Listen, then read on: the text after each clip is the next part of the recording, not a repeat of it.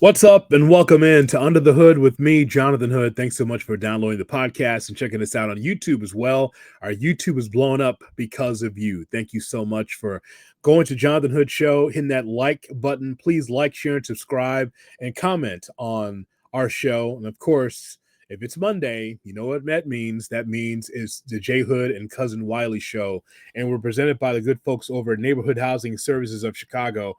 Oh, did I have a great time!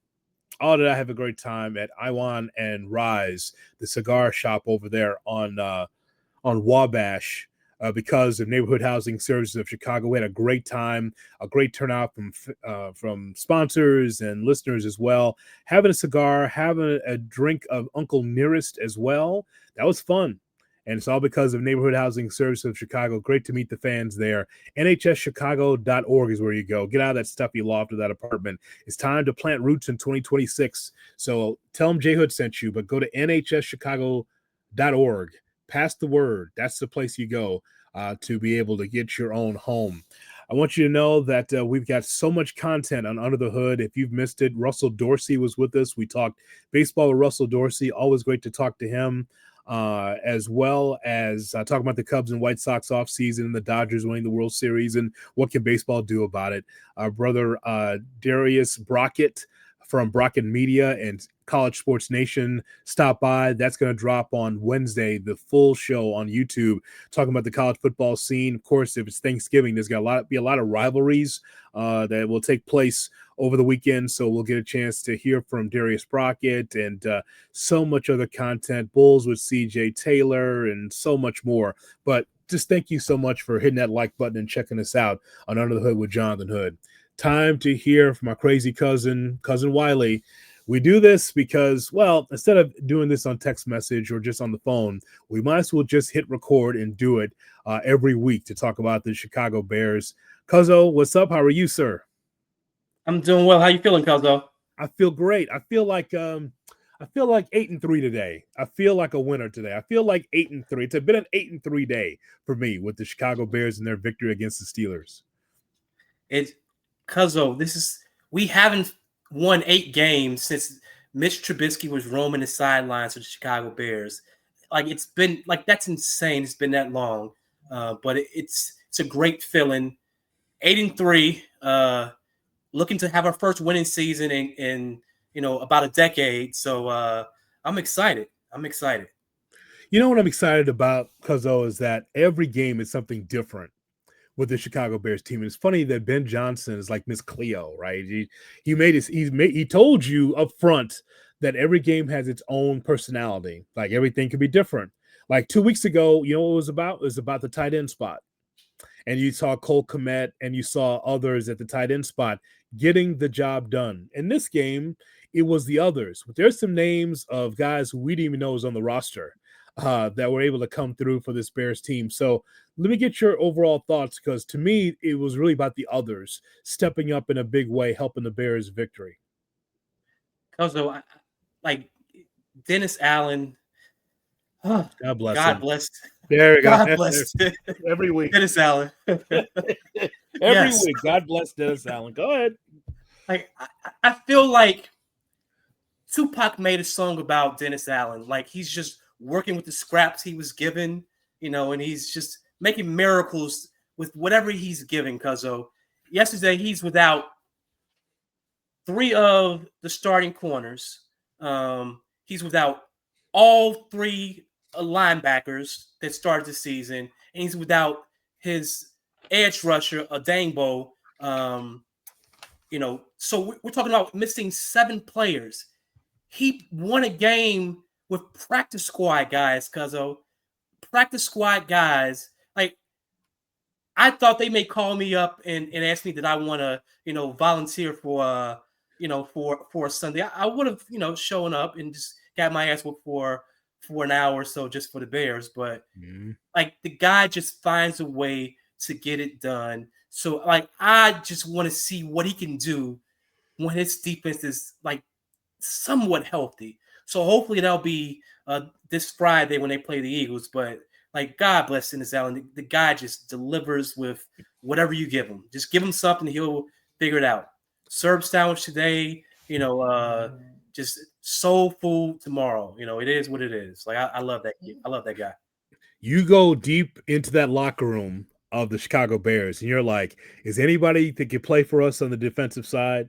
I mean, DeMarco Jackson is a dude that you went to school with. It's not a guy that is with the Chicago Bears, but apparently he is. He is someone with the Chicago Bears team, and he led the team in tackles, which I think that's just amazing. And then you take a look at Obong Bamiga, who is a special teams player in that locker room, pressing the service. The green dot, by the way, that everyone's talking about is DeMarco Jackson getting the signals from Dennis Allen. And those two were game wreckers. Those two stepping into place, Cuzzo, did a great job for the Chicago Bears. There's no doubt about that. So the other thing, too, I just want to point out is that Ozzy Trapillo, second-round draft pick. So the question was, could he play on the left side or right side of the offensive line? He had to come in because there was an injury there on the left side. And Trapillo, you didn't even hear his name. You know why you didn't hear his name? Is because he did the job. So that offensive line was pretty stout for the Chicago Bears. No, he did. Like, I thought, like, if I'm looking at the tackles yesterday, I thought Trapillo held his own the best against that Steelers pass rush. And we heard that this was a kid who was, tailor-made for the right side, but we've had, Ben Johnson and his staff work with the kid so he can be a competent left tackle. And just being honest, when it came to pass rushing, he was far better than Benedict. Like I thought, I think the Canadian kid has been great against the run, run blocking, but pass blocking, I think he struggled since he's been back there. So it was nice to see Ryan Poles draft picks, step up and have a moment yesterday, like all around. Like this draft has been really good when it comes to the development of the team. And I think that, you have to give obviously Ben Johnson a lot of credit and his staff a lot of credit, but Ryan Poles is Chef Poles has been cooking. Yeah. So looking at those young players, I thought it was a banner day for Ryan Poles' draft class. It's funny, on the Cap and J Hood morning show, someone got triggered. A caller from Tampa called in on Monday morning. It's like, Ryan Poles has been awful. I was like, hey, man. I was like, we're not trying to talk about his whole time with the Chicago Bears as general manager. There's been some hits, there's been some misses. But I'm just referring to what happened in this game where Monungai, 12 for 48 with a touchdown.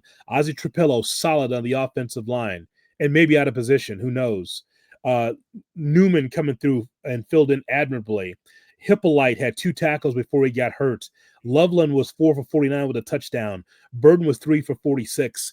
I just think that the kids stepped in a big way. And some of these no-name players that William knows on the roster, this is a game I'll remember, Cuzzo, as a game in which everybody had to really pull from the same rope in order to beat the Steelers on Sunday. One thing that I'm loving about this team this year, in years past, the Bears defense gave up 23 points. They were pretty much guaranteed to lose the game. And I got this stat courtesy of Mark Potash, so hopefully I'm remembering it correctly. The Bears this season are 4-3 when the defense gives up 23 points. 4-1 since week 2. Prior to, over the last 11 years prior to this season, the Bears were like 6-85 when they gave up 23 or more points. Oof. Like, so basically, if you gave, you're going to lose. Like, that tells you that those offenses, one, sucked, and that the defense had to give up 20 points or fewer to even have a chance of the Bears winning the game. You can't play in this modern day NFL if you can't win a game if your defense gives up 23 points. So seeing that we've decided to turn a corner and have an offense that helps supplement the defense, or maybe even the defense supplements the offense, I think that's this new era of the Bears is refreshing as a fan, because you believe like we can score points. And even right now, we got Caleb Williams with 20 total touchdowns. this season. He had 20 total last year. We still got 6 games left. So he's, barring a catastrophic injury, he's going to blow past those 20 touchdowns. So it's exciting to be a Bears fan in this modern NFL with Ben Johnson, Caleb, and Chef Poles, in the kitchen cooking. And, of course, I can't leave out my guy, Dennis Allen. All right. Again. Okay. All right. Enough of Dennis Allen. God bless him. Okay. You've already blessed him once. That's enough. That's enough of blessing Dennis Allen. Actually, he has done a tremendous job because he won't, Cuzzo, play with a full complement of starters. He won't unless it's in the playoffs. Like, I don't think that he'll get everything that he wanted. And so you have to coach him up. It's funny. When it comes to sports, sometimes it's unidentifiable to try to figure out like who's coached up to a certain level and who's not, because there's God-given ability from every athlete. Who knows how the light comes on for some athletes and how it doesn't come on. I just think that from what I understand from the Bears, like it's all encompassing. It's the coaches that demand accountability. They demand them to be excellent. They go through everything as far as the meetings are concerned. And then on the other end, you get response from the athlete. So that's what's happening with the Bears. The coaching's there. But then on top of that, what we're seeing here is the players responding to the coaching staff. No, it is. And I think that when you're trying to build a winning culture, you need all of those elements involved in that to be able to win. And you have a Bears team that is starting to believe that not only they're going to win, that they should win. And that's dangerous because I think the Bears have played well on defense and on offense this season. But I don't think either one of us can say the Bears have had a great defensive game or a great offensive game. So as I think I was saying to you last week, we still don't know what the Bears' ceiling is. As an offensive unit, and we definitely don't know what it is on the defensive side because they haven't been healthy defensively. So I think we can see the Bears take some steps over these final 6 games that may surprise a lot of people. So it obviously starts with Caleb and Ben on offense. And if they can find a way to, get some more consistency out of the unit as far as, some of the great plays, who knows how far this Bears team can go this season, because I don't think either one of us thought they would be 8-3 and in first place on Thanksgiving. So let me just ask you before I continue, is your mascot, is the show mascot trying to move around? What's going on in the Wiley household? What's going on here? he is being a pest right now because he'll move around me and then he'll stop, but he'll hear me talking, he'll get up and start moving around again. I think he believes because I am, facing the computer that I won't, interact with him. So he's doing it to get my attention. And yeah, like I've wanted to, abuse my dog, but what are you doing? The fans may not like that. No, I'm joking. No, you are not a dog abuser. No. Wait a minute. Do you want the people to come to your house and then take our show mascot? You can't have that. Like my kids would kill me if I did anything to to the dog. So also the audience doesn't want to hear that either. They don't want to hear Dateline issues over at the house either. Yeah. So the Menendez kids, they came and why did they kill him? Cousin Wiley does a podcast every Monday. And somehow one fateful day, the kids decide to kill Wiley because he messed up the dog. You want that? I don't think we want that. Let's not have Dateline coming over. Not at all. Okay. Move. You already know better than that. Yeah, upstairs. It's not his time, Cuzzo. It's not his time to come on. No, yeah, he's definitely doing the most right now. Like he is yeah. Yeah, his time is at the end of the show. Just get out of there. Oh my Yeah, God. he may not even make that today. It's like Oh, no. Yeah, punishment. Okay. Well, I understand. right. Well, we continue on with our Bears, but I just know I know the audience is wondering like why is his eyes wandering off the podcast? It's because there's something going on in the house, and usually it's our show mascot. So that's the Yes. problem, Rocky, and he's moving around. So anyway, nonetheless, NHS appreciates it, by the way. NHSchicago.org appreciates Rocky's interference on our podcast.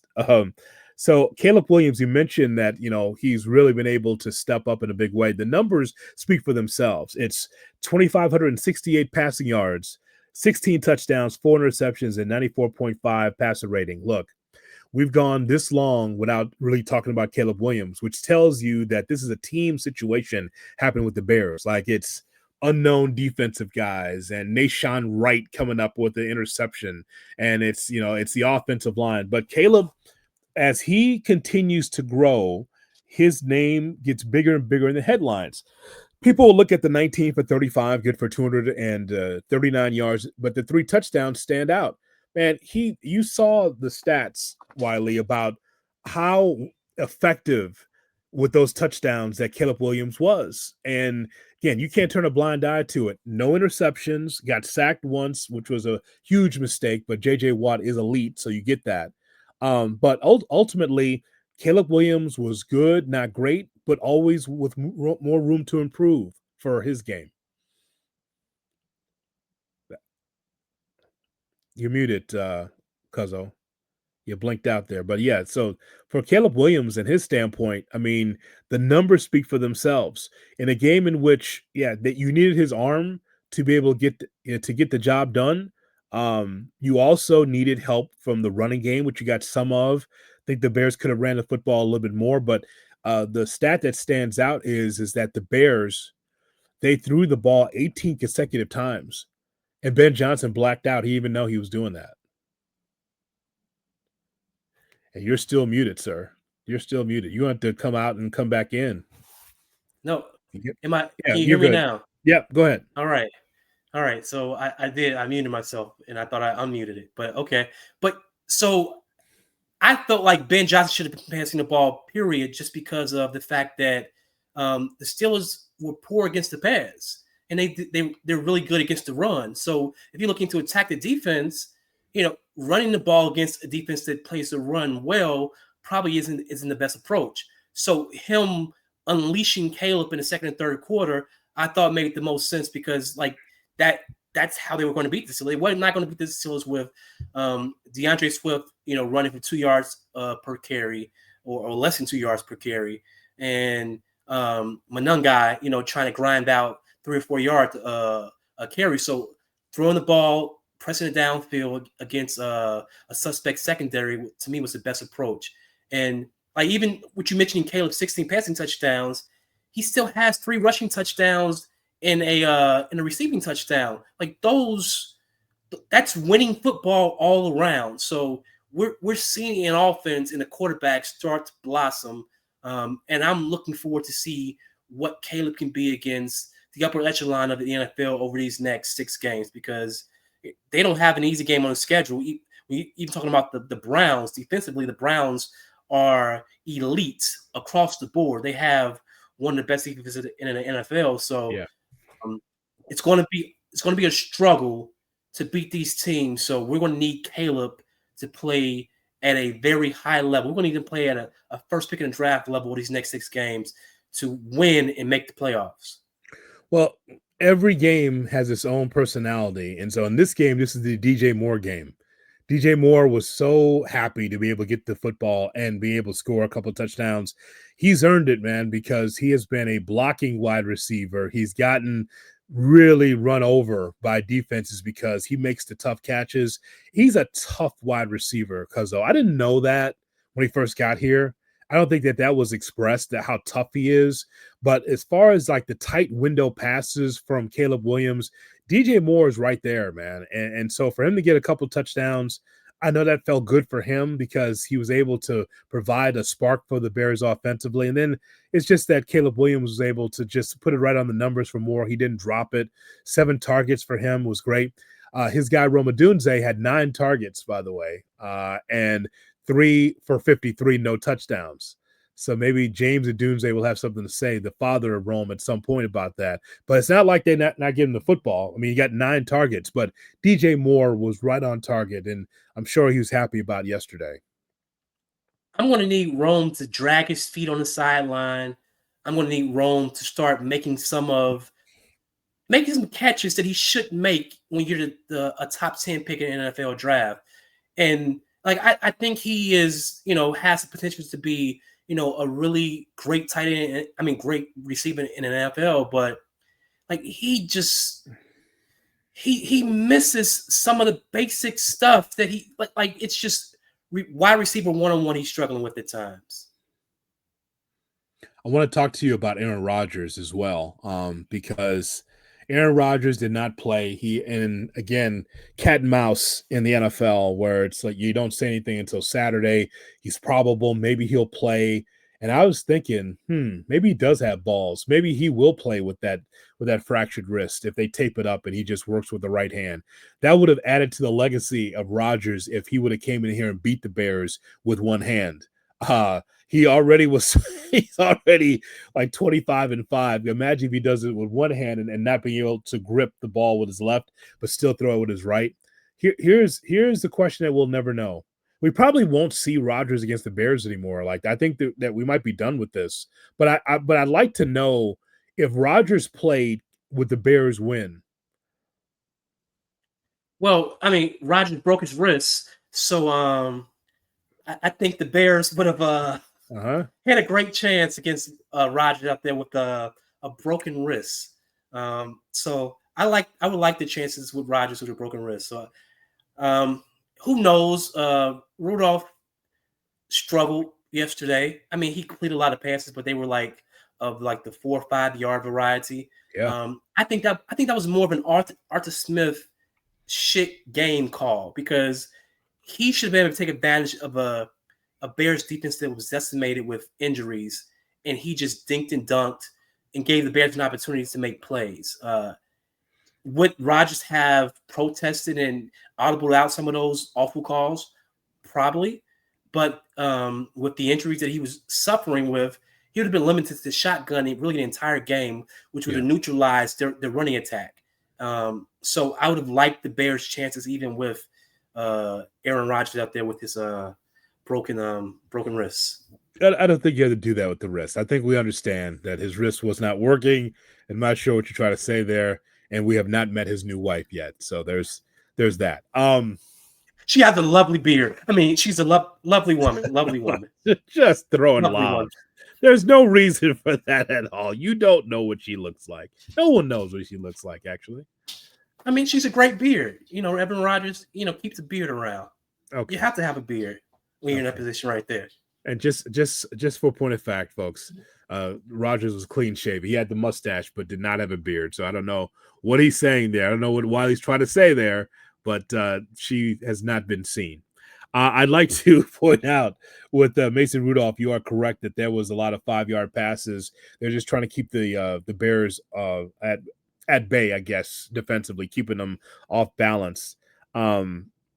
So Mason Rudolph was 24 for 31, good for 171 yards. He had a touchdown, interception, he had a fumble, and so you just kind of knew if it was Rudolph, it gave the Bears a chance to win, and also that gave a chance for Montez Sweat to come through. Montez Sweat is back.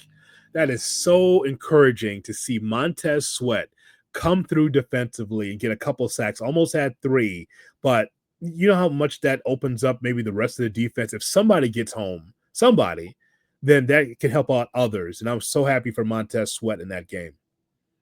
What is that? 6.5 sacks since the bye week? Like that, like he's balling. Like he's played himself into sticking around next year, which I thought he was going to be cut. I thought him and Tremaine Edmonds would get cut in the offseason.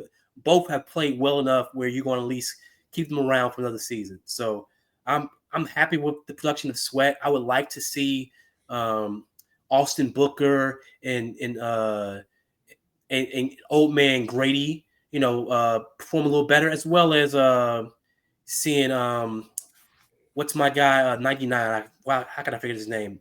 The other tackle, big strong guy For the Bears? Yeah, Javon Dexter. There we go, Dexter. Yeah, like baby Larry Allen, because they say he's like super strong, but like the strength, he doesn't make plays with the strength. He just pushes the guy, but he doesn't get off the block at all. He just pushes the guy back, but just get off the block to make plays. But I like to see him make more plays, and hopefully getting healthy in the secondary, they can make more plays. Cuzzo, question. Yes, sir. What happens when Jalen Johnson and Kyler Gordon come back? Do you bench Stevenson? Because I can't see you taking Nahshon Wright out right now. Well, there's a couple of things at work here. So Nahshon Wright understands that he's playing like a Pro Bowler right now, actually, which is he's been opportunistic, getting interceptions, and he's actually played pretty well for the most part for the Bears. I just think that the starters get back in there because that's how that works. Like it was asked today whether or not like Ozzie Trapillo takes over at left tackle instead of the Canadian Eagle. Well, it's the Canadian Eagle's job, right? But I just think that all of this is an evaluation.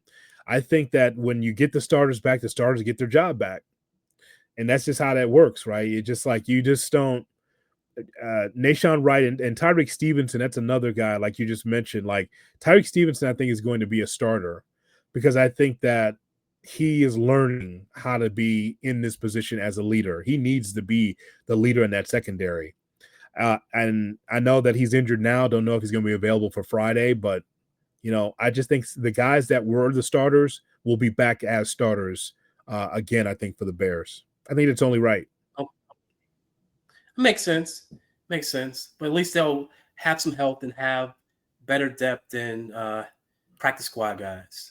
That's right. So now your depth pieces are better because they have some experience. They got some skin in the game, Cuzzo. So that's there's nothing wrong with that. The guys that's been stepping up in a big way. Like a bigger question is like CJ Gardner-Johnson. Like he starts, right? You don't want a guy that gave you a couple of key plays when he first got to the Bears, and now all of a sudden he's kind of shelved. That ain't gonna work for him. That's a veteran. Like he's got to get meaningful playing time. Yeah, agreed. So I think that that's important. A couple of news and notes we want to get to for this Bears team that's 8-3 on the season. So when it comes to Caleb Williams, because 19 for 35, we mentioned 239 yards, 3 touchdowns. The third game this season in which Caleb had 3 passing touchdowns, had 2 such games last year. So again, improving. From there, here's a little inside football. Williams was 16 for 23 with 215 yards and 3 touchdowns on passes thrown between the numbers. That's the most such passing yards in his career. So again, growth. When it counts, 16 for 23 over 200 yards. Like everyone's looking at the 4,000 yards or more, or 35, 40 touchdowns. I just want the young man to be able to grow at the position. Those numbers are meaningful. The other thing is that what Courtney Cronin put out there on X, on Twitter, she said that Williams was pressured on 8 of 37 dropbacks, the lowest pressure that he's faced this season.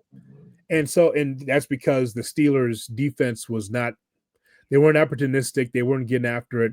I think that number is interesting, especially based on how the Bears played the Cowboys, where there was 0 pass rush, as you remember, in that game. So without pressure, Caleb probably should have better numbers. But the point is, I got 3 touchdowns. I should be able to win with 3 touchdowns.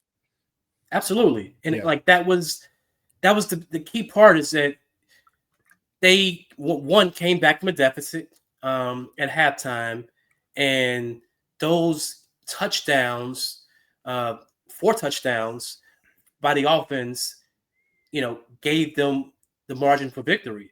So you don't win those games when the defense gets a 3-and-out or force turnovers and you don't score on those drives. The Bears scored on all those drives, and and I think Matt Eberflus used to call that complimentary football, even though they didn't score many points, but they played complimentary football, and that made a huge difference. And this year, we saw a lot of times where the defense forced a turnover, and the Bears either got a 3-and-out or they settled for a field goal. Yesterday, they scored touchdowns. They need to continue to score touchdowns when defense gets stops or turnovers. So I was happy to see the performance by the offense, and we have to keep that up because this next 6 games are going to be really, really difficult, starting with the Eagles on Friday. Speaking of the Eagles on Friday after Thanksgiving, it is your time, sir. It is your spotlight. It's time for you to tell people why the Bears, after Thanksgiving, will go to the link, will go to Philadelphia to take on the Eagles. How will the Bears beat the Eagles, Cuzzo? All right. Gather around, boys and girls. This is a game that many expect the Bears to lose. I think the line is like Bears +7 right now. So, to me, the Eagles are overrated. This is an offense that scored 50 points over the last 3 games. They're 24th in yards per game, 23rd in passing, 20th in rushing, and 17th in points. That's not an elite offense. Even defensively, they have a worse pass defense than the Bears. Even with all the talent, they have a worse pass defense than the Bears. And they have 1 fewer sack than the Bears. You know, we don't consider the Bears a great pressure team. Eagles are missing Lane Johnson. He's going to be out for the game. I think the Bears defense is going to find a way to stop the run and force Jalen Hurts to play quarterback. And he's proven this year he can't play quarterback at an elite level. Ben Johnson and Caleb Williams are going to find ways to score touchdowns. Bears are going to win this game. Bears are going to win 24-20. So we're going to be talking about possibly a Bears team that may be first place in the NFC by the time they play the following Sunday. Bear down.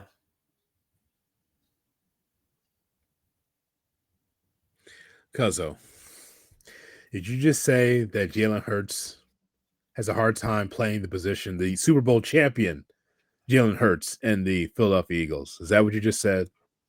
So I am a fan of Jalen Hurts, the playoff quarterback. Yeah. Jalen Hurts this season had, minus like the touchdown numbers, whatever, he hasn't performed at an elite level. Like, again, 23rd in passing. Like, numbers don't lie. They've scored 50 points over the past 3 games. Okay, so the run.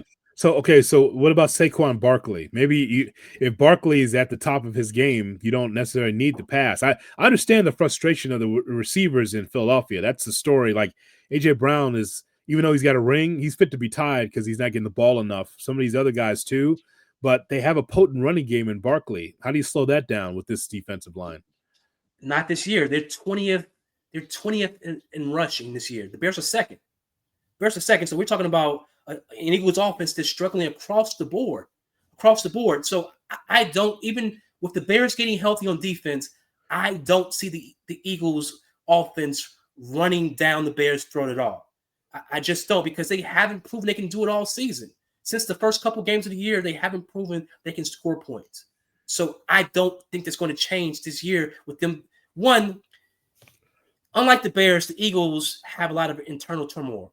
Like you have your quarterback that's getting anonymous.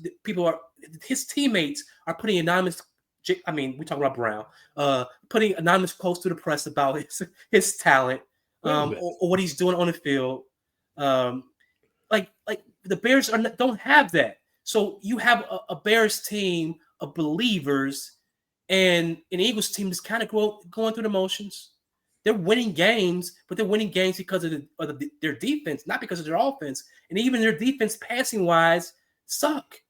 So if the Bears just decide to pass the ball 20 straight times on Friday, I think they may have success, because even with the elite players the Eagles have on defense, they don't have anyone that can rush the passer. They haven't shown it this year. 22 sacks. 22 sacks. We're talking about an elite front seven with 22 sacks. Like, that's criminal right there. So I think Caleb will be clean, and I think Ben Johnson will find a way to push the ball down the field, and the Bears are going to win 24-20. Yes, indeed. Yes, indeed. Cuzzo believes that Ben Johnson will be laughing after the game, laughing at the Philadelphia Eagles on Black Friday. That's what you're saying. Yes, we're talking about after Sunday. If the Rams find a way to lose a game, we could be talking about the Bears being the real 8-3 team, right? Yeah. I think that's what it comes down to, Cuzzo. Who's the real 8-3 team? We're gonna find out between the Bears and the Eagles on Black Friday. Okay, so one of the things we need to talk about before we wrap up, and that is Shedeur Sanders. We need to talk about him. And you say, well, why are we talking about the Browns? No, it's not about the Browns. It's about Shedeur Sanders. So Shedeur Sanders did something that for the Browns that has not been done since 1995, and that is a quarterback in his debut winning. That hasn't happened since Eric Zaire. It's been a long time. But Shedeur Sanders and the Browns won the ball game. Now, of course, Cuzzo, you and I like our Bears. We like our 325 game of the week. We like our red zone. So it's not like that we were keyed in on the Browns. We just kept getting notices on the Browns and how they're playing against Vegas. It's the toilet bowl between the two. They're both terrible. And so, it wasn't worth watching. But I know that my Cleveland friends were interested to see what it would be like with Shedeur Sanders as a starter as Dillon Gabriel was out because of injury. And so Shedeur is out there. He finishes 11 for 20, good for a touchdown and interception. And so after the game, he's all smiles, and he's just like, man, I just did this after a week of practice. Imagine what else could happen. And people are like outraged by what Shedeur Sanders was saying. Like, oh, man, it's your first game. Act like you've been there before. The one thing that I would tell, especially younger people watching and listening to this podcast, Shedeur Sanders has a lot of confidence. But that's because it's not because he plays for the Browns. It's because he's Deion Sanders' son. And Deion Sanders, for those at a certain age, remember Deion at Florida State. Must be the money. Dude was doing videos and hitting everything that moves because he's Deion Sanders, right? He goes to the NFL. He goes to Major League Baseball. He plays baseball and football at the same time. He was on all the covers of Sports Illustrated. He was doing music videos. He had the bling. He had the confidence, and he was great. Shedeur Sanders grew up with Deion Sanders. The whole family has just unlimited confidence in themselves because it's Deion Sanders. I don't think there's anybody in that family that lacks confidence because Deion, even with a 3-8 record at Colorado, he still believes that he can turn it around, right? So just unflinching confidence. So when people get on Shedeur, I'm just confused by it because his dad's Deion. So, of course, he's going to feel like that he's confident. He can raise the bar for the Browns. I don't understand, especially in this modern society, while we want athletes to conduct themselves like it's 1956. It's insane. If he wants to show emotion or display the confidence he has in his abilities, that's the great part of sports now. It's why we are huge wrestling fans as a country. So because they have a lot of bravado and confidence, we love that. But then when it comes to our athletes, we're like, no, let's go back to 1956, and you just have the character or the emotion of a white or beige room. Like that isn't going to get it done. So like seeing Sanders come out, Sanders come out there yesterday and play relatively well, especially considering that there were a lot of grown men hoping that the kid failed. Like somehow his failing was going to bring them joy. It's insane. So just hats off to him coming out there playing well against some odds because you have a lot of Stefanski didn't want to play him. He's been backing Gabriel. And I think for all of us, Gabriel one is a midget, a lefty, but he's okay as a quarterback. But just looking at both, and you can tell that Sanders has far more talent than Gabriel. So okay, he should have been a backup to begin with, but it is what it is. Now you can't use that term. You can't about Gabriel. You can't. I apologize. He's a vertically challenged guy. Okay. He's a vertically challenged quarterback. I think just for clarification, like you could use dwarf if in that spot. But speaking of 1956, it's called the man of midget. I mean, you don't use that term anymore. You can't do that, Cuzzo. I'm not a professional, so it's not a professional. You just said no. I'm talking about just in life. It's not about being out there. You can't call small people that term anymore. Speaking of 56, I apologize. Oh my! I apologize to all my vertically challenged people out there. Just it was a mistake.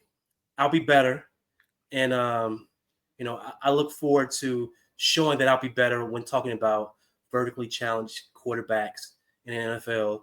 But back to Shedeur Sanders, I think that talent-wise, it's clearly he has far more talent than Gabriel has. Gabriel may have the experience, but I think coaching can help Shedeur Sanders come along when it comes to that. And Stefanski did a relatively good job on Sunday, and I think if he has another couple weeks to work with Shedeur, he can help put him in a position to continue to be successful. And they may have their quarterback of the future, which was drafted in the 5th round, 4 rounds later than virtually everyone predicted he would be drafted.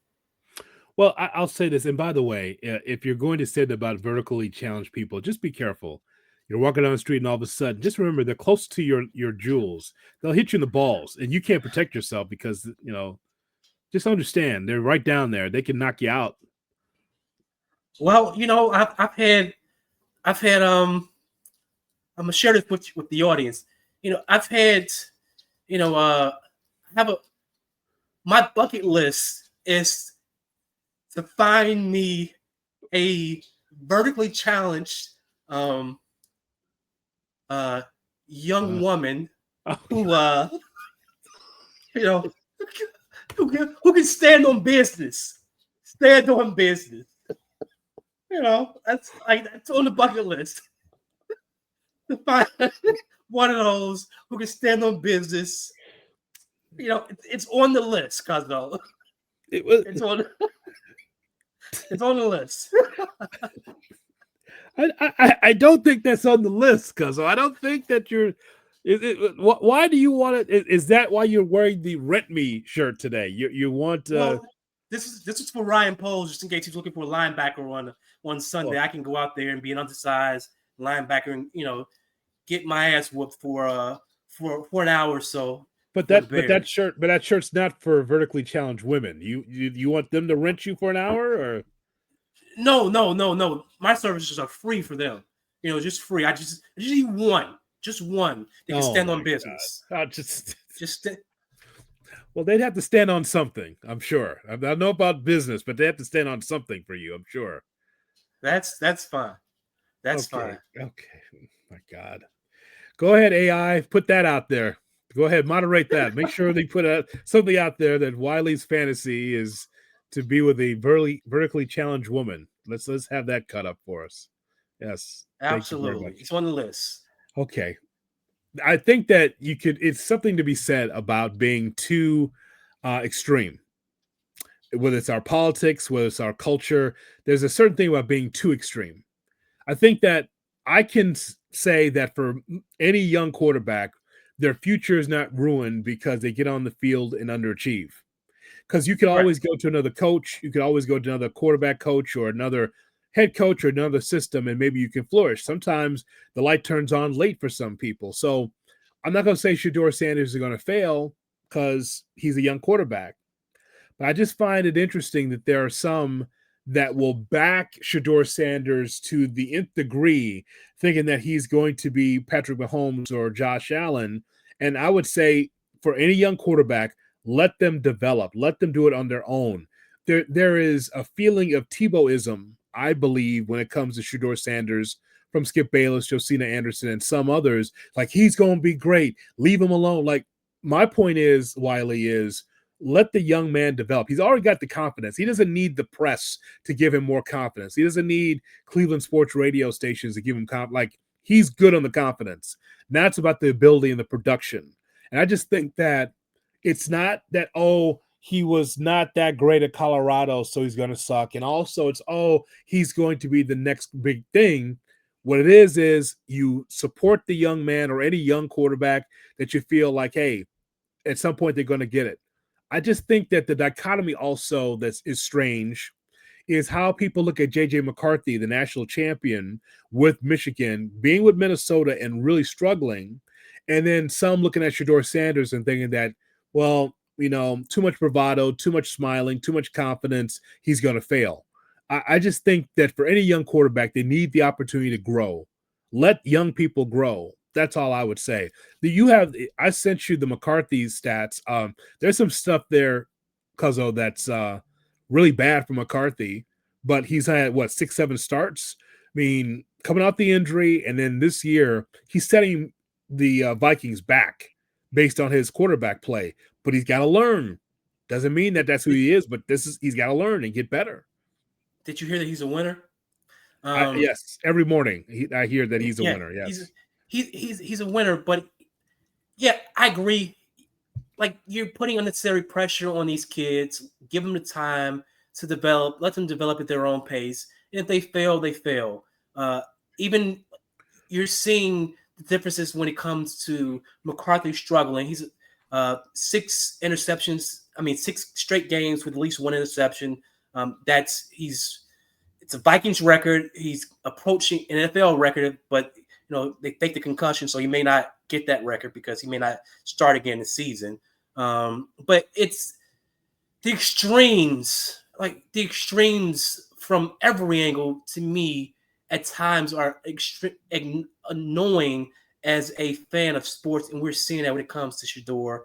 We're seeing that some people are over the top with the criticism of him, and we're seeing them make excuses for a guy like McCarthy, who is statistically the worst quarterback in the NFL over the past 30 years outside of Jamarcus Russell. Yeah. Like, when you're behind, when you're just slightly ahead of Jamarcus Russell when it comes to suckage, then you're having a hard time. And it's not like he doesn't have talent around him. He has arguably, if not the best wide receiver in the game, he has arguably the second best wide receiver in the game. He has a quality number 2 receiver in Jordan Addison. He has a nice rushing attack, and he has arguably one of the top 2 or 3 offensive minds in the game in O'Connell as his head coach. So his struggles, to me, are a lot worse than whatever Jamarcus Russell could have done and whatever Shador may be doing right now. So call it fair. Just call it fair and leave the extremes aside. Like, the kids will perform. We can judge their performance based on the quality or the incompetence of their performance. I think we need to get back to that instead of all the hot takes.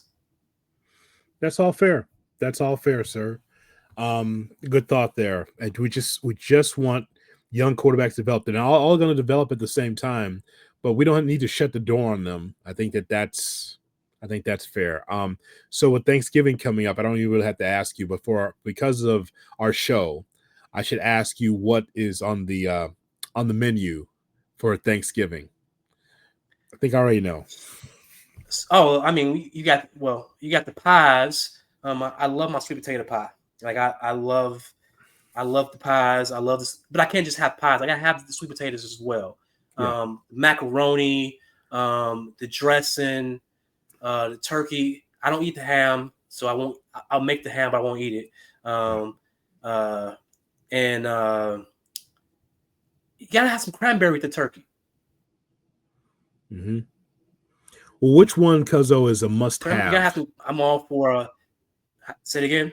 So, which one is a must-have for Thanksgiving?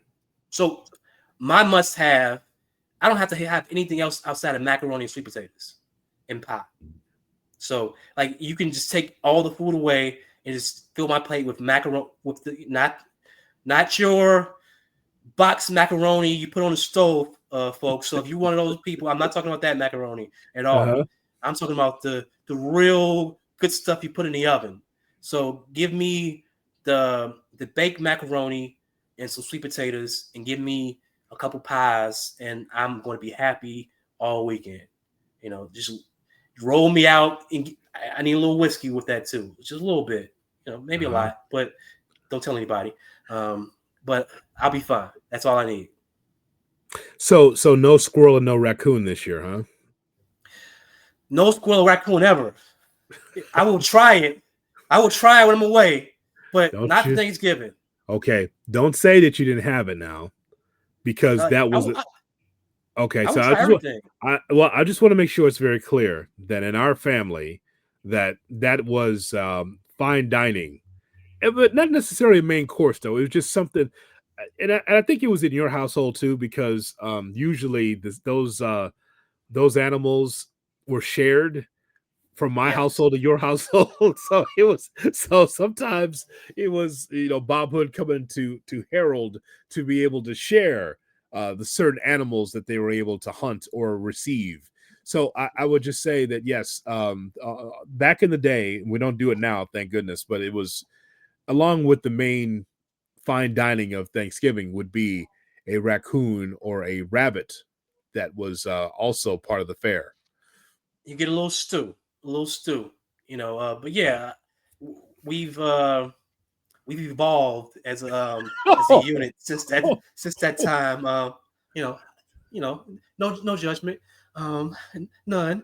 But we evolved a little bit since that time.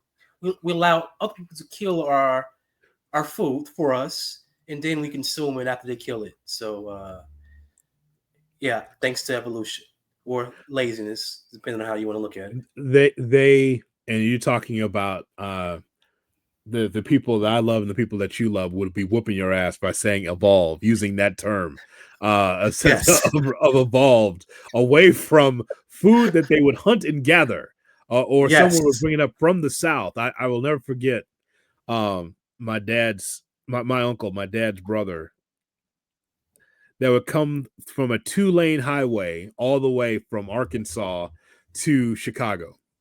And the notion is that he'd come like at 10 o'clock, 11 o'clock, the night before Thanksgiving, and say, May, I got something for you for Thanksgiving. I just wanted to add something. And he pull out the station wagon. It would be some animal of some sort. Unfortunately for Uncle LC, it was still moving in the bag. Okay. So he didn't quite get him. So had to go in the backyard and just make sure that it was all good. And he said, all right, all good now. You can put him in the pot. And so we're talking about what, like a 10-hour drive, 2-lane highway going up with something moving around the back that he did not hear because, well, there's always moonshine there, because if you shake our family tree, some bottles will fall out every time. So nothing like the homemade moonshine from the still, okay, that he would bring along. And then the animal could be a pheasant, could be something, right? Could be something, Cousin Wiley. And then all of a sudden, didn't quite get him moving around the bag. So, excuse me, I'll take him to the backyard to finish him off. Bam! All right, so now we will clean him off and have him on the table for Thanksgiving. I love that. That's some shit right there, boy. That's some country shit right there. What I love most about that, though, is that the men would kill the animal. The men would kill the animal, but the woman had to clean it, cut it, do everything else. Yeah. And to me, the easiest thing to do was killing the animal. Wait a minute. You shoot him from a distance, up close, wherever it may have been. but then you say, "Huh, take this bloody carcass and give me food," and they would bring food. So shout out to all the women who. To be clear, this is not something from the 1960s. This was as late as 89, 90. Okay. So this was not something from back in the day. The old school of the man hunting and gathering and saying it could be fish. Oh, here you go. Here's a fish. You clean them and you cook them. I mean, but this is the deal. This is why it was so great back in the day. Wiley, think about how you had it made as a guy from the South back then, right?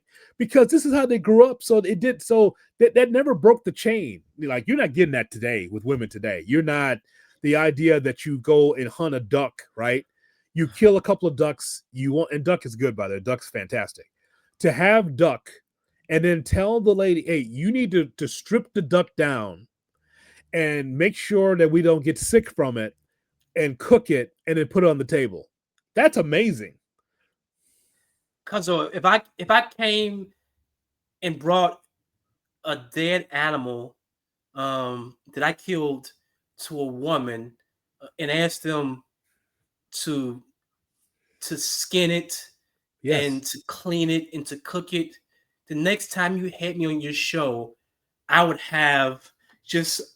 look like Martin when he fought Tommy Hearns on his show. There's just welts all over my face, just it would be brutal just to ask a woman, hey, clean this thing and cook it for me. Yeah, it wouldn't end well for me.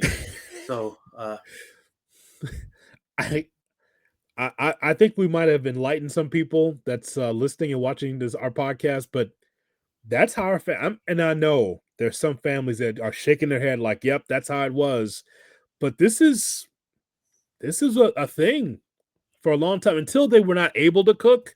If they could stand up around the stove in the oven to do it, they do it. That's the way it was. It's a different era, we just so no one doesn't understand, we love all the women of this era. We do. You all are the best. We wouldn't trade you. And well, I would trade you for a Super Bowl, but outside of a Super Bowl, I wouldn't trade you for anything else. You're phenomenal. Yes. But yeah, it's just different. Good job. Phenomenal woman. Very good. Yes. Very good. So happy Thanksgiving to you and your family and everyone listening and watching the program. So is Rocky banned? He can't come back to the show? Did you punish him? Yeah, we're gonna give him a week off. Off because he's all he did the entire time. He took it a step further because he went to jump on the couch. And, he knows he can't be on the couch. He gets on the couch only for his performance. He gets to come on the couch and and smile for the camera. But he was like, F that. I'm going on the couch right now because I need my shine. So I'm going to rob him of that right now. He's not going to get it. Sorry, Rocky. Rocky, very much like Dad in that regard. Just smiling for the camera and plopping up on the couch. Very similar. Yes. Very similar. Now I know where he gets it from. Well, yes. That's too bad, Rocky. You're on punishment. But you know what? We hope that you have a great Thanksgiving, and we love providing this show for you, the Under the Hood show. And we should talk about, by the way, as we go, the Under the Hood merchandise. Cuzzo, right there. That's available right now. I know we've got hoodies and we got t-shirts as well. It's in the description of our podcast. So look, it's getting chilly in the Midwest and the Northeast and wherever you're watching. So you might as well just get locked in with an Under the Hood hoodie. Represent the podcast that you love the most with the Under the Hood merchandise. It is top shelf. All you gotta do is go to that link tree, and boom, you are right there with Under the Hood merchandise. And again, guys, ladies, protect your hoodie as much as possible, especially during this climate that we have right now. Be careful. And more importantly, when you get this top shelf Under the Hood products, take a photo in it. Yes. Tag Cuzzo in it. and like it means a lot. Like he's provided you with 30 years of quality sports entertainment and knowledge. So when you get you one of these hoodies or one of these, Yes. Take care of us. There it is right there. The Under the shirts Hood or merchandise. tumblers, Yes. take a photo.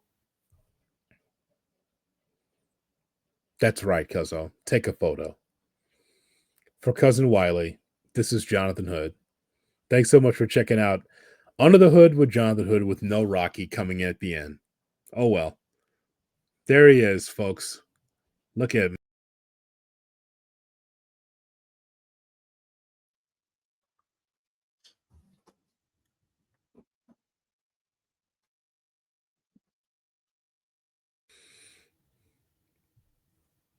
Happy Thanksgiving, Cuzzo. Happy Thanksgiving.